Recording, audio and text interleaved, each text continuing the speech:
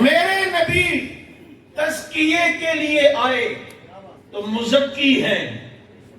کیا ہیں؟ مزکی. یعنی تزکیہ کرنے والے. اب کسی کا تزکیہ کیا ہے جبھی تو مزکی بنے نا. نہیں سمجھ آ رہی آپ کو؟ بابا کسی کا تزکیہ کیا ہے جبھی تو مزکی بنے ہیں. یعنی تزکیہ کرنے والے، دلوں کو صاف کرنے والے. مجھے کسی نے کہا ہاں تزکیہ ہوا ہے.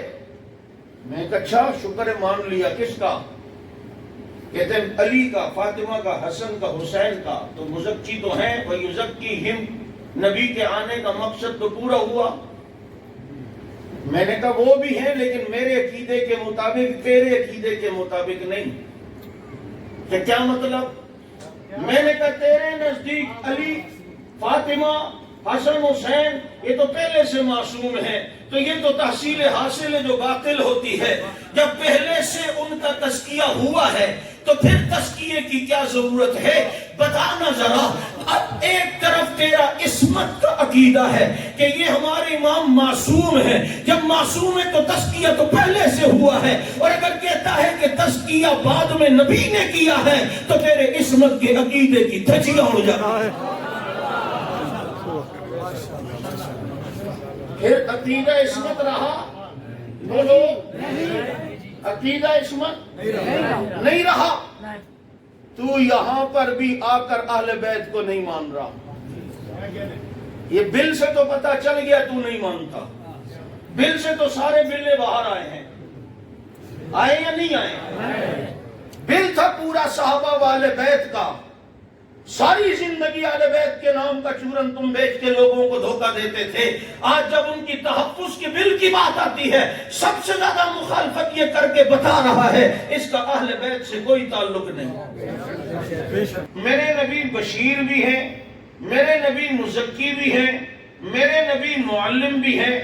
اب اگر تم توجہ کرو تو میرے نبی کے بعض صفاتی ناموں میں صحابہ کی شان جھلکتی ہوئی نظر آتی ہے.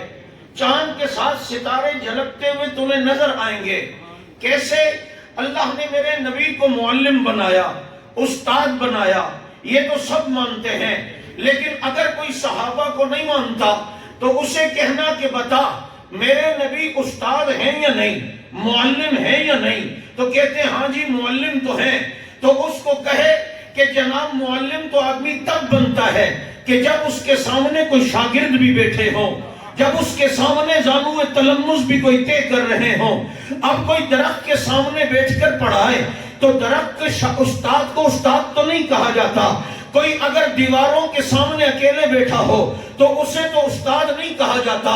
اب میرے نبی کو اللہ نے اگر معلم بنایا تو بابا کوئی شاگرد ہیں جبھی تو معلم بنے ہیں. بابا آدمی امام تو تب کہلاتا ہے جب پیچھے کوئی مقتدی بھی ہو. اکیلا آدمی نماز پڑھ رہا ہو اسے کوئی بھی امام نہیں کہتا. لہذا امام تبھی کہا جاتا ہے جب پیچھے کوئی پڑھ بھی رہا ہو. اب میرے نبی بشیر ہیں یعنی جنت کی خوشخبری سنانے والے. بابا کسی کو جنت کی خوشخبری سنائی ہے جبھی تو بشیر بنے ہیں. جنت کے پروانے دیے ہیں جبھی تو بشیر بنے ہیں. کسی کو کہا نعمان میں نے جنت میں دیکھا کہ تیری آواز میں قرآن سنا جا رہا ہے. عمر میں نے دیکھا کہ تیرا گھر جنت میں ہے. بلال میں نے دیکھا کہ تیری قدموں کی آہٹ جنت میں آ رہی ہے. علی میں نے دیکھا کہ تیرا گھر میرے گھر کے سامنے ہے. یہ دیکھو میرے صحابی کو دیکھو جنہیں اللہ نے جنتی بنا دیا. ادھر کسی کو بشارت دی ہے جبھی تو بشیر بنے ہیں. اور وہ بشارت تو سب کو دی ہے لیکن کسی کو یوں بھی دی ہے کہ ابو بکر فی الجنہ، عمر فی الجنہ، عثمان فی الجنہ، علی فی الجنہ، طلحہ فی الجنہ، زبیر فی الجنہ، عبد الرحمن بن عوف فی الجنہ. یہ 10 عشرہ مبشرہ کو جو جنت کی بشارت دی جبھی تو یہ بشیر بنے ہیں. معلم تو تبھی بنے کہ جب شاگرد بھی سامنے ہو. بشیر تو تبھی بنیں گے جب جنت کی خوشخبری کسی کو سنائی ہو. اور پھر اللہ نے میرے نبی کو کہا وَيُزَكِّيهِمْ. محبوبہ تجھے دنیا میں بھیجا اس لیے تاکہ تو لوگوں کا تزکیہ کرے، تاکہ تو دلوں کا تزکیہ کرے.